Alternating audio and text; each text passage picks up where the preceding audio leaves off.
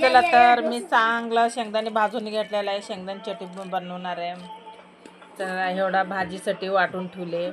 हे चटणी बनवून घेतलेला आहे. आता हे राहिले. आता ह्याच्यात लसूण वगैरे अजून थोडा शेंगदाणे टाकले. चला लसूण घेतलेला आहे.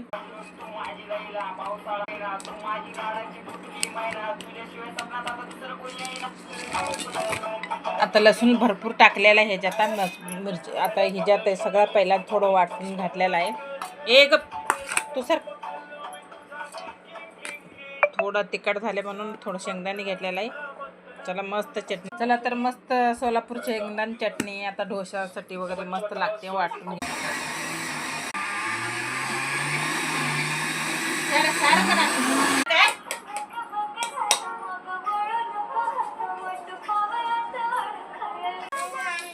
चला मस्त शेंगदाणे चटणी बनवलेला आहे. लसूण जास्त टाकायची. वास मस्त लागते. सांगते तिखट लागते म्हणले ना.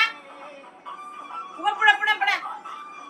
चला घट मस्त चांगला बारीक वाटून घ्यायची. सोलापूर चटणी शेंगदाणे असं मस्त चटणी बनवायची बघा. करा डोसा सोबत, चपाती सोबत, भाकरी सोबत मस्त लागते खायला. बघा तर टेस्टी करून दाखवते तुम्हाला कशी लागते. मस्त लागते. शेंगदाणे बारीक मस्त असला शेंगदाणा आणायची. बघा मोठी मोठी शेंगदाणा आणायची. मस्त चटणी लागते. टेस्टी येते.